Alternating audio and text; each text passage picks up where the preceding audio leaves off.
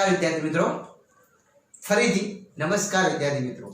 અગાઉના લેક્ચરની અંદર આપણે વિવિધ અંકિકાઓની ચર્ચાની શરૂઆત કરી હતી, જેની અંદર લાસ્ટ આપણે લાઇસોઝોમની વાત કરી હતી, વિસ્તાર સાથે વાત કરી હતી. એને કેમ ઘાતક કોથળી કહેવામાં આવે છે, સ્વભક્ષી કેમ કહેવામાં આવે છે, એ બધી વધારે ચર્ચા કરી ચૂક્યા છે. હવે આજના લેક્ચરની અંદર આપણે રસધાની એના પછીની જે મુદ્દાની વાત કરવાની છે, રસધાની.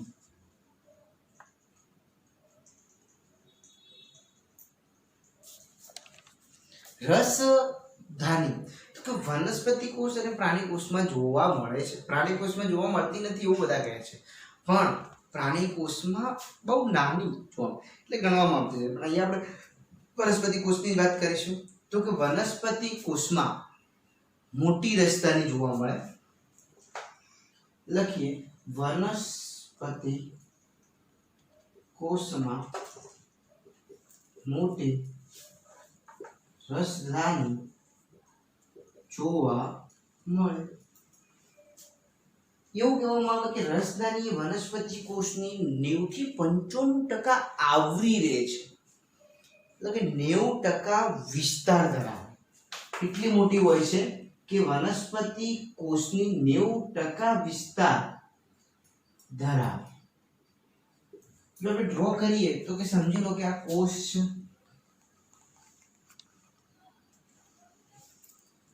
એની અંદર આ જે ભાગ હું દોરી રહ્યો છું, એ આ જે ભાગ જે છે એ શું કહેવાય? રસધાની. આ ભાગ શું છે? રસધાની. 90% વિસ્તાર આવરી લે છે. હવે એની અંદર આ જે રસધાની છે એની આજુબાજુ પડ આવેલું છે, પટલ આવેલું છે, જેને એકવડું પટલ કહેવામાં આવે, અથવા એનું કહેવામાં આવે ટ્રોનોપ્લાસ્ટ. શું કહેવામાં આવે છે? ટ્રોનોપ્લાસ્ટ. તો આપણે લખીએ કે તે એટલે કે રસધાની એકવડું પટલ ધરાવે. અને આ પટલ જે છે એ ટ્રોનોપ્લાસ્ટ નું બનેલી રચના છે, એટલે ટ્રોનોપ્લાસ્ટ ધરાવે છે એવું કહી શકાય. હવે કે આ જે રસધાની છે એની જો આગળ જે ચર્ચા કરી તો કે રસધાનીમાં પ્રવાહી ભરેલો. આપણે અહીંયાનો ભાગ જે છે એને કોષ રસ કહીએ, નામ નિર્દેશન જોવા લઈએ તો કે ભાઈ આ વનસ્પતિ કોષ છે, આ જે છે રસધાની છે. શું છે? રસધાની. અહીંયા જે આજુબાજુ જે આવેલું છે એને શું કહેવામાં આવે? કોષ રસ. શું કહેવામાં આવે? કોષ રસ. પણ આ રસધાનીમાં પ્રવાહી ભરેલું છે અને એ પ્રવાહીને ધાની રસ કહેવામાં આવે. શું કહેવામાં આવે વિદ્યાર્થી મિત્રો? ધાની રસ કહેવામાં આવશે. અને કોષ રસમાં ફરતા જુદા જુદા બંધારણ ધરાવે. એટલે કે આપણે લખીએ તો વધારે ખ્યાલ આવશે. તો કે રસધાનીમાં પ્રવાહી ભરેલું છે અને આ જે પ્રવાહી છે જેને ધાની રસ કહેવામાં આવે. શું કહેવામાં આવે? ધાની રસ કહે છે. જો અહીંયા સમજાવીએ તો કે આ શું છે? ધાની રસ. ઓકે, ચલો. આ ધાની રસ ધરાવે છે અને આ ધાની રસ એ કોષ રસના બંધારણ કરતા જુદું છે. તો આપણે જો લખીએ તો કે ધાની રસ જે કોષ રસના બંધારણ કરતા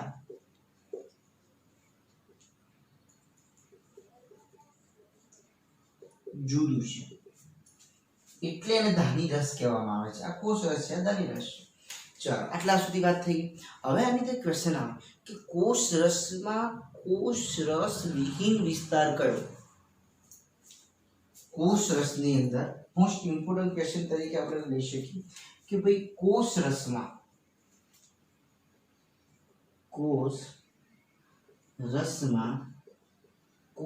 રસ વિહીન વિસ્તાર કયો? તો કે એ કયો આવશે? રસધાની. કયો આવશે વિદ્યાર્થી મિત્રો? રસધાની. કઈ રીતે કે એની અંદર જે રસ છે એનું બંધારણ કોષ રસ કરતા અલગ છે, એટલે કે કોષ રસ છે નહીં, આજુબાજુ બધે કોષ રસ છે, બધી અંગિકાઓમાં કોષ રસ જોવા મળે છે, એના બંધારણ સિમિલર આવે છે, જ્યારે આ અલગ છે, એટલા માટે એને ધાની રસ કહીએ છીએ, જે એના કરતા અલગ છે. હવે આગળ આપણે એના પછી જોઈએ તો એની અંદર કઈ રચના છે આગળ હવે નિકાલ લખીએ છીએ આપણે.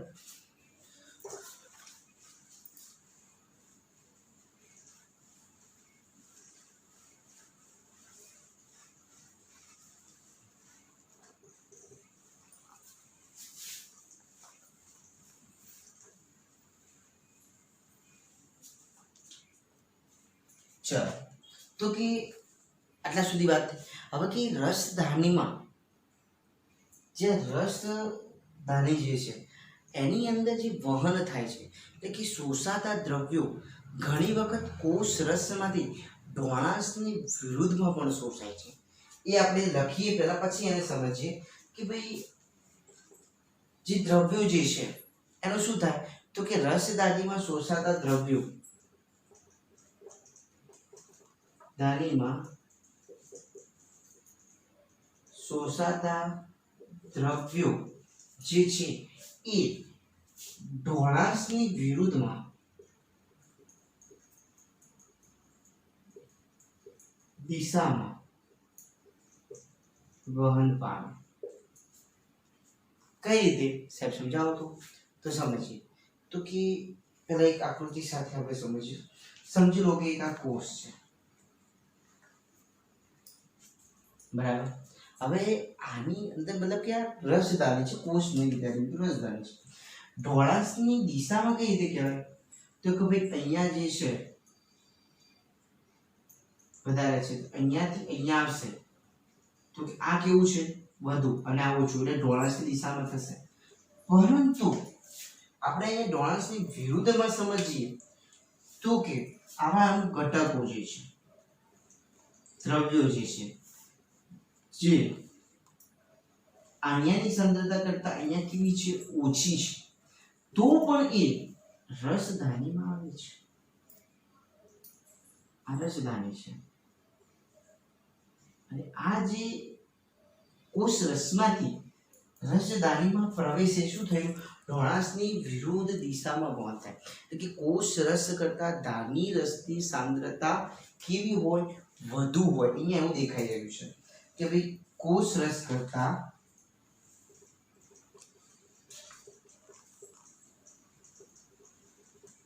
ધાની રસની સાંદ્રતા વધુ છે એવું અહીંયા દેખાય છે. એટલે કે કોષ રસની સાંદ્રતા ઓછી છે જ્યારે એની સાંદ્રતા વધારે, જેના કારણે આ વિરુદ્ધ દિશામાં વહન પામે છે. એટલે કે ઢોળાસની વિરુદ્ધ દિશામાં આપણે જો અહીંયા દર્શાવીએ તો આ જે વહન છે એ કેવું છે તો કે ઢોળાસની દિશામાં, જ્યારે આ વહન જે છે એ ઢોળાસની વિરુદ્ધ દિશામાં. વિદ્યાર્થી મિત્રો વહન વિશે આપણે અગાઉ ચર્ચા કરી ચૂક્યા છીએ. સક્રિય વહન, નિષ્ક્રિય વહન ની ચર્ચા આપણે અગાઉ કોષ રસ પટલની ચર્ચાની અંદર વાત કરી હતી. હવે કે પાણી તેમાં પાણી ઉપયોગી તેમજ બિન ઉપયોગી દ્રવ્યો કે ઉત્સર્ગ દ્રવ્યો સંચિત થાય. કાર્ય શું? રસધાનીના આપણે કાર્યની વાત કરીએ તો કે કાર્ય લખીએ તો ઉપયોગ તો કે પાણી તેમજ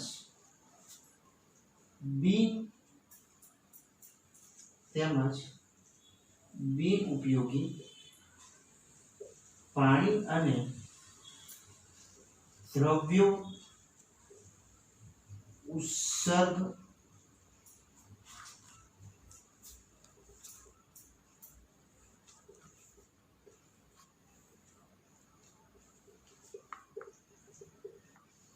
દ્રવ્યોનું સંચિત થાય. દ્રવ્યો સંચિત થાય છે, નું નહીં, દ્રવ્યો સંચિત થાય છે.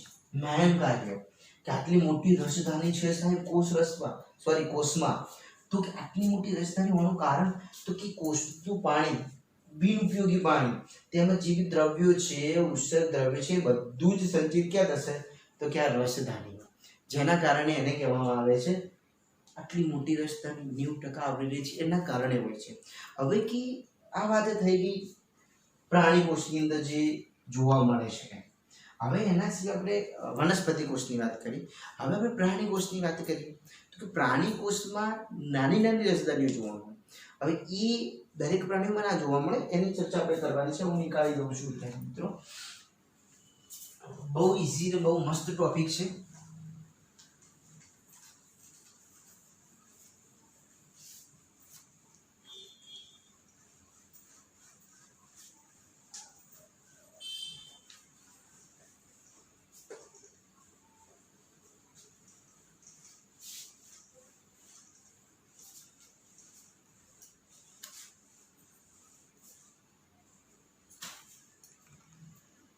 ચાલો, તો કે એના પછી આપણે પ્રાણી કોષની અંદર જોવા મળતી રસધાની વાત કરીએ તો કે પ્રાણી કોષમાં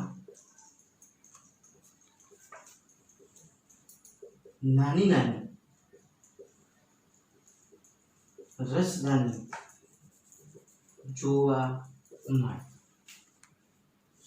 તમે શીખ્યા હશો કે ભાઈ વનસ્પતિ કોષમાં રસધાની જોવા મળે છે, એ પ્રાણી કોષમાં બી જોવા મળે અને એનો વિવિધ પ્રકારના કાર્યો પણ એની અંદર સંકળાયેલા હોય છે. તો કે કેવા, જો ઉદાહરણ સાથે સમજીએ તો કે અમીબા, પેરામિશિયમ. આપણે ઉદાહરણ લખીએ તો કે ભાઈ અમીબા, પેરામિશિયમ. આવા જે સજીવો જે છે જેની અંદર રસધાની જોવા મળે, જેને કહીએ છીએ આકુંચક રસધાની.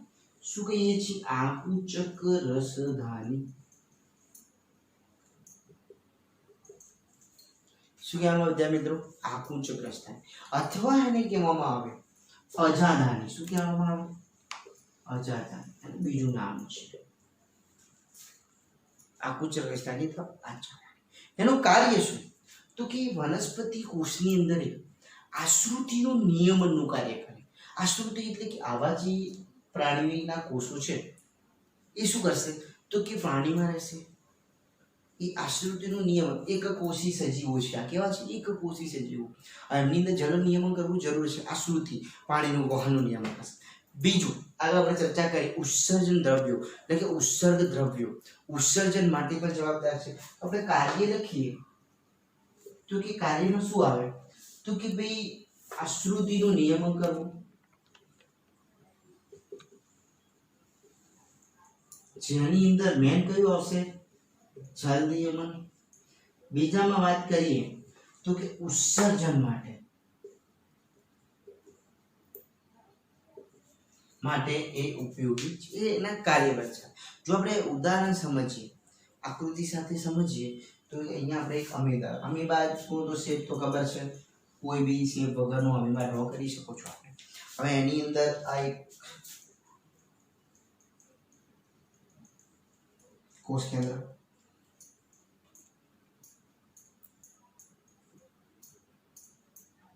અમીબા છે. હવે એની અંદર એક અમીબાની અંદર જોવા મળતી રસધાની બતાવીએ આપણે તો કે આ રસધાની છે. હવે એ શું કરશે? જે તે ઘટકને ખોરાકમાં લીધો, એ ઘટકને ખોરાકમાં લેવા તેનું શું કરશે? ઉપયોગ કરશે. હવે એનું પાચન કરશે. આકુંચક રસધાની શું પાચન કરશે? પાચન કરી એમાંથી જરૂરી ઘટક જે છે એ સમજી લો કે આ ઘટક આવી ગયો તો એમાંથી જરૂરી કોષ રસમાં દાખલ કરશે. આ કોષ રસ કહેવાય. અને જે બાકી વધેલો જે ઉત્સર્જન માટે જવાબદાર જે છે એ અહીંયા આવશે અને અહીંયાનો જે આ ભાગ જે છે એમાંથી એ આવી રચના કરીને આ જે છે એનું શું કરશે? ઉત્સર્જન કરશે. એટલે આપણે અહીંયા લખીએ ઉત્સર્જન. મતલબ આકુંચક રસધાની મતલબ કે એ શું કરે છે તો કે જે બી ખોરાકમાં કે જે બી દ્રવ્ય ઘટક છે એનો ઉપયોગ લીધો, ઉપયોગ કર્યા પછી એનું પાચન કર્યું, પાચન કરીને જરૂરી જે ઘટકો હતા એ કોષ રસમાં દાખલ થયા.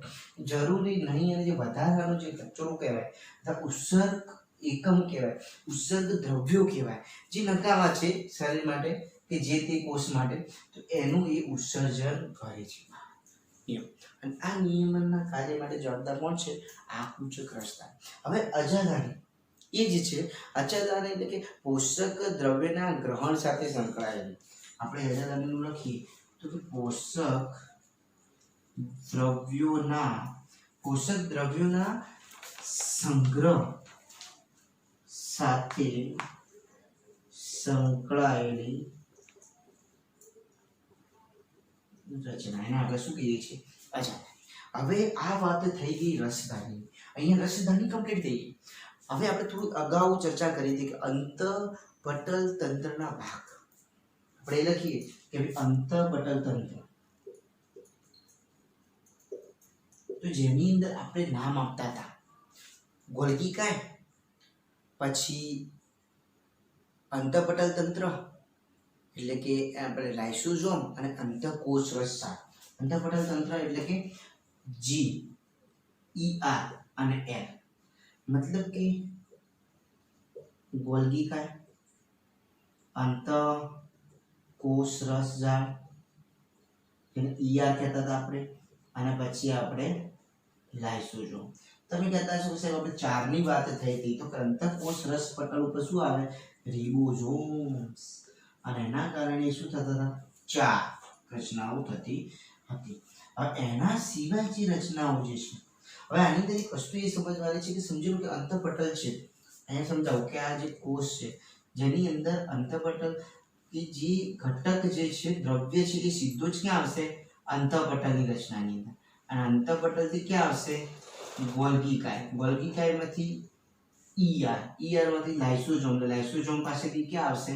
તો કે રસધાની. ક્યાં આવે છે? રસધાની. પણ અમુક વાર એવું થાય કે જે આ દ્રવ્ય છે એ સીધું રસધાનીમાં આવે, અથવા સીધું લાઇસોઝોમના સંપર્કમાં આવે, અથવા તો એ step by step pass out થાય. એટલા માટે આ અંતઃપટલ હતા. એના સિવાય હવે જો વાત કરીએ તો અંતઃપટલના ભાગ ના હોય એ, જેની હવે આપણે અગાઉ નેક્સ્ટ લેક્ચરની અંદર ચર્ચા કરીશું. તો વિદ્યાર્થી મિત્રો અહીંયા આપણે આપણું ચેપ્ટર મતલબ કે અહીંયા આપણું લેક્ચર અટકાવીએ છીએ. નોટ ચેપ્ટર તો બહુ લાંબુ છે, જે ઘણી બધી અંકિકાઓ બાકી છે અને એ આપણે સ્ટડી કરતા રહીશું. બીજી સૂચના છે કે આપણું ટેસ્ટ જે છે, ખાસ સૂચના આપી, ટેસ્ટ કમ્પ્લીટલી અટેન્ડ કરવો. કારણ કે તમારો ફર્સ્ટ ટેસ્ટ હશે શાયદ, ફર્સ્ટ ટેસ્ટ છે શાયદ નહીં, કન્ફર્મલી. જો તમે કમ્પ્લીટલી પ્રિપરેશન અત્યાર સુધીના લેક્ચર અટેન્ડ કર્યા હશે તો કમ્પ્લીટલી તમને ટેસ્ટના માર્ક્સ સારા જ આવશે, હું એવું વિચારું છું. કારણ કે લેક્ચરની અંદર જે બી ચાલે છે એ NCERT બુક સિવાયના પણ અમુક ઇમ્પોર્ટન્ટ મુદ્દા અને નીટ રિલેટેડના મુદ્દા પણ હું ઇન્ક્લુડ કરું છું, બરાબર? જેના કારણે તમે ઇઝી લે રીડિંગ માટે તમને સારું એવું આવડે. તો વિદ્યાર્થી મિત્રો કમ્પ્લીટલી અભ્યાસ કરજો. ના ખબર પડે તો તમે કોન્ટેક્ટ કરી શકો છો. ઓકે.